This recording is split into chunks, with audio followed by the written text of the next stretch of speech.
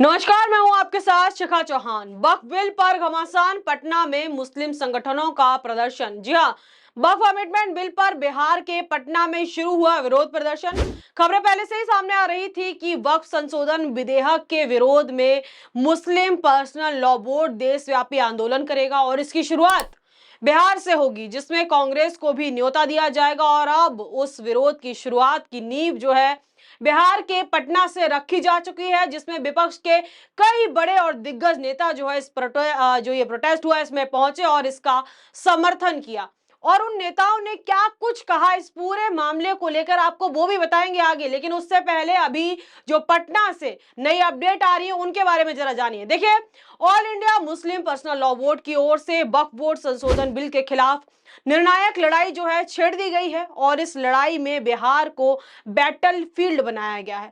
तमाम राजनीतिक दलों को भी साथ देने के लिए इसमें निमंत्रण कह सकते हैं। राजधानी पटना के गर्दनी बाग में बिल के खिलाफ नेताओं और समाजवादियों का जमावड़ा लग गया है। इस धरना में समाजवादी पार्टी के जो है रामपुर से सांसद मौलाना महिबुल्लाह भी मौजूद हैं और इस धरने में शामिल होने के लिए आरजेडी के राष्ट्रीय अध्यक्ष लालू यादव के साथ साथ तेजस्वी यादव भी पहुंच चुके हैं। जी हां, वहीं दूसरी ओर जन स्वराज के संयोजक प्रशांत किशोर भी जो है धरना स्थल पर पहुंच गए हैं और जो है वहां पर इसका पूरी तरीके से समर्थन कर रहे हैं। यानी कि अगर हम बात करें इस प्रदर्शन की तो महज कुछ समय में या कह लीजिए कि महज कुछ पलों में जो है बड़े बड़े दिग्गज नेताओं का इस जो ये प्रोटेस्ट है इसको समर्थन हासिल हो गया है। इन्होंने जो है बड़े बड़े नेताओं का समर्थन जो है कुछ ही पल में जो है प्राप्त कर लिया। वहीं इस पूरे सिनेरियो को लेकर तेजस्वी यादव क्या बोले जरा वो भी सुनिए एक बार स्क्रीन पर चल रही वीडियो में, क्योंकि देखिए तेजस्वी यादव लालू यादव के साथ पहुंचे हैं और तमाम जो है उन्होंने बातें इस बिल को लेकर कही। एक बार देखिएगा जरूर। कार्य स्थगन प्रस्ताव ला करके इस पे चर्चा कराने की मांग सरकार से की, लेकिन हाउस को जो है एडजॉर्न करना पड़ा। हम लोग ये बताना चाहते हैं, आप लोगों की इस लड़ाई में हम लोग पूरे मजबूती के साथ आप सब लोगों के साथ खड़े हैं। किसी भी कीमत पर हम लोगों का प्रयास है कि ये बिल पास ना हो, चाहे जेपीसी की टीम बिहार आई हो। संविधान के खिलाफ अगर कोई बिल आए तो उसके खिलाफ सब लोगों को खड़ा होना होगा। लेकिन अफसोस कि कुछ दल ऐसे हैं जो सत्ता के लोभ में इस बिल का समर्थन देने का काम कर रहे हैं। इसकी कितनी भी निंदा की जाए वो कम है। तो ये तो आपने सुना तेजस्वी यादव को, लेकिन आपको बता दें कि वक्फ बोर्ड संशोधन बिल के खिलाफ अल्पसंख्यक समुदाय के लोगों ने बिहार के और भी तमाम राजनीतिक दलों से जो है सहयोग मांगा है, जिसमें नीतीश कुमार, चिराग पासवान और लालू प्रसाद यादव से लोगों ने समर्थन मांगा है, जिसमें से लालू प्रसाद यादव की टीम के लोग आंदोलन में शामिल हैं पहले से ही। और लालू प्रसाद यादव हैं, लालू यादव का समर्थन भी पूरी तरीके से मिल रहा है। अगर धरना स्थल की बात करें तो धरना स्थल पर लालू प्रसाद यादव और तेजस्वी यादव पहुंच चुके हैं, जैसा कि मैंने आपको पहले भी बताया। और वहीं लालू यादव की बात करें तो लालू प्रसाद यादव जो है शुरुआती दौर से इस बिल का पूरी तरीके से आपने देखा होगा कि विरोध करते आए हैं और जो है शुरुआत से जो है वो इस बिल का विरोध कर रहे हैं। और इस वक्त उनका समर्थन all India Muslim personal law board को पूरी तरीके से खूब जो है मिल रहा है। तो वहीं सबकी निगाहें अब दूसरी ओर बिहार के मुख्यमंत्री नीतीश कुमार पर टिकी हुई है, क्योंकि देखिए नीतीश कुमार की सेकुलर छवि है और उसको लेकर बिल के विरोध में अल्पसंख्यक समुदाय के लोगों को समर्थन मिलने की पूरी उम्मीद है। क्योंकि देखिए नीतीश कुमार की अगर हम बात करें तो नीतीश कुमार की विचारधाराएं किसी भी सूरत में बीजेपी की विचारधाराओं से मेल नहीं खाती है। क्या मजबूरी है कि वो सत्ता का जो मोह है और सत्ता संभालने का जो मोह है और सत्ता का जो लालच है, उसकी वजह से कहीं ना कहीं गठबंधन में जरूर नीतीश कुमार की पार्टी बीजेपी और एनडीए के साथ है, लेकिन नीतीश कुमार की विचारधारा की बात करें तो वो बीजेपी से मेल नहीं खाते हैं। नीतीश कुमार शुरुआत से जो है देखिए उनकी सेकुलर विचारधारा हमेशा सामने आई और इसी को लेकर लोग जो है उम्मीद लगाए बैठे हैं कि नीतीश कुमार भी जो है इसका समर्थन करेंगे, इस बिल के विरोध में आकर जो है लोगों के बीच आएंगे और जो है इसका विरोध करेंगे। और इन उम्मीदों को मजबूत देने का काम जो है मोहम्मद इशारदुल्ला के एक बयान ने भी कर दिया। दरअसल मोहम्मद इशारदुल्ला ने कहा कि जब बिल की कॉपी उन्हें मिली तो वो लोग उस कॉपी को लेकर जो है बाद में सीएम के पास पहुंचे। सीएम कौन? नीतीश कुमार के पास पहुंचे। जो ये बिल है इसकी कॉपी जब उन लोगों को मिली तो वो लोग सीधा नीतीश कुमार के पास पहुंच गए और उसके बाद क्या हुआ कि किसी भी तरीके की परेशानी अकलियतों पर आएगी तो वह मेरी परेशानी होगी। सीएम ने कहा कि इस बिल के बारे में मुझे इतना नहीं पता है, मुझे इतनी जानकारी नहीं थी। इस बिल को लेकर जो है मैं जो है इस बिल को लेकर मैं इस बिल को देखूंगा और उसके बाद दिल्ली से पार्टी के वरीय नेता आएंगे तो मैं उनसे इस पर बातचीत जरूर करूंगा। किसी भी कीमत पर मुस्लिम समाज का अहित नहीं होने दूंगा। तो अब इस बात को लेकर कयास लगाए जा रहे हैं कि नीतीश कुमार भी कभी भी किसी भी वक्त इस बिल के खिलाफ जो है मैदान में उतर सकते हैं। आपको बता दें कि बीते दिनों इस बिल को लेकर कर्नाटक विधानसभा में बड़ा हंगामा हुआ, जिसके चलते 18 बीजेपी विधायकों को मार्शल द्वारा विधानसभा से बाहर निकाल दिया गया, बाहर जो है निकाल कर फेंक दिया गया और साथ ही साथ उनके जो है 6 महीने के लिए उन्हें निलंबित भी कर दिया गया है। कर्नाटक सरकार ने इस बिल का पूरी तरीके से बहिष्कार किया है, जिसके चलते विधानसभा में बीजेपी विधायकों का जो है उनके द्वारा पूरी तरीके से असहमति जताए जाने पर यह हंगामा और ये घटना घटित हुई। आपको बता दें कि कर्नाटक में कांग्रेस की सरकार है तो विपक्ष हुआ बीजेपी, और बीजेपी विधायकों ने जो ये जो वक्फ बोर्ड को लेकर जो बिल सरकार पेश करने की बात कर रही है, वक्फ बोर्ड बिल जो सरकार लेकर आई है उसके अगेंस्ट मतलब उसके विरोध में विधानसभा में एक बिल लाया गया, एक प्रस्ताव लाया गया जिसको पारित किया गया और उसी वक्त जो है बीजेपी के विधायक किसी भी सूरत में उसको मानने की बात जो है नहीं कर रहे थे और हंगामा शुरू हो गया, जिसके चलते जो है उनको सदन से बाहर निकाल दिया गया और उनकी सदस्यता अभी 6 महीने के लिए रद्द कर दी गई। वहीं आपको बता दें कि कर्नाटक सहित और भी राज्य में इस बिल का बहिष्कार किया गया है, लेकिन शुरुआत कर्नाटक से करते हैं। देखिए, कर्नाटक विधानसभा ने 19 मार्च 2025 से सर्वसम्मति से वक्फ संशोधन विधेयक 2024 के खिलाफ प्रस्ताव पारित किया गया। यह प्रस्ताव विधानसभा में इस आधार पर पारित किया गया कि यह बिल राज्य के लोगों की आकांक्षाओं के बिल्कुल खिलाफ है।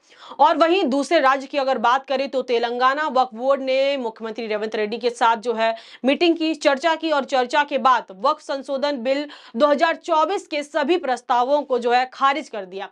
यह जानकारी 19 मार्च 2025 को सामने आई, जिसके बाद जो है इसी के साथ तेलंगाना इस बिल का खुलकर विरोध करने वाला पहला राज्य बना है। देखिए, पूरे भारत में तेलंगाना जो है पहला राज्य बना है जिसने इस बिल का जो है खुलकर विरोध किया। तेलंगाना के मुख्यमंत्री रेवंत रेड्डी हैं, जो कि पहले भी चर्चाओं में आए हैं, कैसे नायडू के साथ जो है उन्होंने गुपचुप उनकी मीटिंग हुई थी और उन मीटिंग की जो तस्वीरें हैं वो सोशल मीडिया पर जो है वायरल होने का जो है काम हुआ था उनका। और कांग्रेस के दिग्गज नेताओं में से रेवंत रेड्डी आते हैं, जो कि बीजेपी की विचारधाराओं से बिल्कुल भी एकदम कट्टर जो है बीजेपी के हम विरोधी कह सकते हैं जिनको। अभी तक जानकारी के अनुसार अगर हम जानकारी की बात करें तो सिर्फ कर्नाटक और तेलंगाना 2 ही राज्य हैं जिन्होंने इस विधेयक के खिलाफ औपचारिक रूप से प्रस्ताव पारित कर दिया है। और कर्नाटक में तो जो है प्रस्ताव पास भी हो गया, तेलंगाना भी पारित करके जो प्रस्ताव पास हो गया है। लेकिन अगर हम अन्य राज्य की बात करें, अन्य राज्यों की बात करें तो इसमें कोई भी अभी तक पुष्टि करने वाली जानकारी सामने नहीं आई है, क्योंकि देखिए अभी तक ये मामला जो अब शुरुआत हुई है पटना से, तो अगर स्थिति संभव है कि अगर स्थिति बदली और सरकार पर और भी दबाव डाला गया तो और भी बड़े राज्य, इन जो भी अन्य राज्य हैं वो भी इस सूची में शामिल हो सकते हैं। अब इस पूरे मामले को लेकर कर्नाटक के जो कानूनी मंत्री हैं उन्होंने क्या कहा, एक बार वो भी देखिए। तो देखिए यहाँ पे एच के पाटिल क्या कह रहे हैं। एच के पाटिल ने कहा कि यह अधिनियम देश के सभी वर्गों के लोगों की आकांक्षाओं और अवसरों को प्रतिबंधित नहीं करता है। यह सदन सर्वसम्मति से वक्फ अधिनियम में संशोधन को अस्वीकार करता है, क्योंकि यह एक ऐसा अधिनियम है जो कर्नाटक के लोगों की सार्वभौमिक आकांक्षाओं और धर्मनिरपेक्ष सिद्धांतों के पूरी तरीके से जो है खिलाफ है। यह सदन सर्वसम्मति से केंद्र सरकार से अनुरोध करता है कि वह वक्फ संशोधन विधेयक 2024 को तुरंत वापस लें और सर्वसम्मत विचारों का सम्मान करते हुए बिना देरी किए जो है कार्रवाई करें। तो ये तो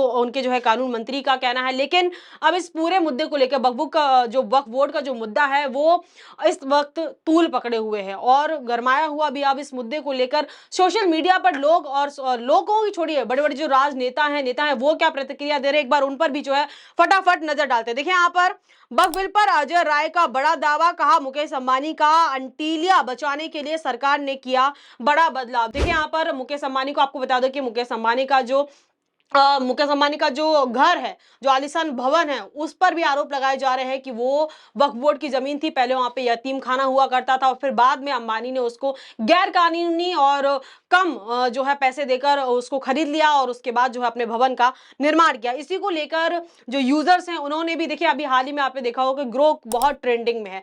एक्स पर हर कोई ग्रोक को टैग कर रहा है, जो कि एलन मस्क का एक एआई टूल है, एआई वेबसाइट है, जिसको हर सवाल का जो है वो जवाब दे रही है, चाहे वो सवाल अबाधित हो, कैसा भी सवाल हो, उसका जो है जवाब दे रही है, जिसने पिछले दिनों जो है भारतीय जनता पार्टी की परेशानियां भी बढ़ा दी थी। अब देखिए उसी पर एक यूजर है एक्स पर, वो टैग कर रहे हैं और अंबानी के मुद्दे को लेकर सवाल पूछ रहे हैं। देखिए एक बार सुनिए। हेलो ग्रोक, क्या मुकेश अंबानी का घर वक्फ बोर्ड के और मदरसे की जमीन पर बना है? देखिए उन्होंने दो सवाल पूछे कि वक्फ बोर्ड और मदरसे की जमीन पर बना है। इस पर देखिए ग्रोक का आंसर देखिए, ग्रोक क्या लिख रहा है। नमस्ते, शोध के अनुसार मुकेश अंबानी का घर अंटीलिया वक्फ बोर्ड की जमीन पर बना है, जो पहले एक ट्रस्ट के पास थी, जिसने अनाथालय चलाया था, ना कि मदरसा। जमीन की बिक्री की वैधता पर विवाद है। कुछ का दावा है कि यह अवैध थी, लेकिन 16 मार्च 2025 तक कोई अंतिम अदालती फैसला नहीं हुआ है। यह जमीन मदरसा से जुड़ी बिल्कुल भी नहीं थी, सिर्फ वक्फ बोर्ड के जो अनाथालय है उससे। तो इन्होंने सवाल पूछा था कि मदरसे और अनाथालय जो वक्फ बोर्ड है उससे जुड़ी थी, तो ग्रोक ने सीधे सीधे कह दिया कि भाई मदरसे से इसका कोई लेना देना नहीं है, लेकिन हाँ ये जो मामला है वक्फ बोर्ड की जमीन का जरूर बताया जा रहा है। वही देखिए ओवैसी का क्या कहना है। ओवैसी ने यहाँ पर जो है चंद्रबाबू नायडू समेत चिराग पासवान और नीतीश कुमार को चेतावनी दे दी है। कहा कि हम चंद्रबाबू नायडू, नीतीश कुमार और चिराग पासवान को मुस्लिम विरोधी वक्फ बिल का समर्थन न करने को चेता रहे हैं। अगर इस नाजुक वक्त में आप इस बिल का समर्थन करेंगे तो मुसलमान आपको कभी माफ नहीं करेंगे। वहीं देखिए all India Muslim personal law भी किसी भी सूरत में, किसी भी हाल में पीछे हटता नहीं नजर आ रहा है। एक तरफ जहां बीजेपी अड़ी हुई है इस बिल को पास कराने के लिए, वहीं दूसरी ओर जगह जगह जो है पूरे देश में all India Muslim personal law board के जो लोग हैं वो धरना प्रदर्शन कर रहे हैं और विरोध जो है प्रदर्शन कर रहे हैं। इसी के चलते देखिए अब जो इनका फेसबुक हैंडल है उस पर जो है क्या कुछ लिखा गया है, सरकार को क्या कुछ चेतावनी दी गई है, एक बार वो भी देखिए। देखिए यहाँ पे इनका फेसबुक हैंडल है, लिखा जा रहा है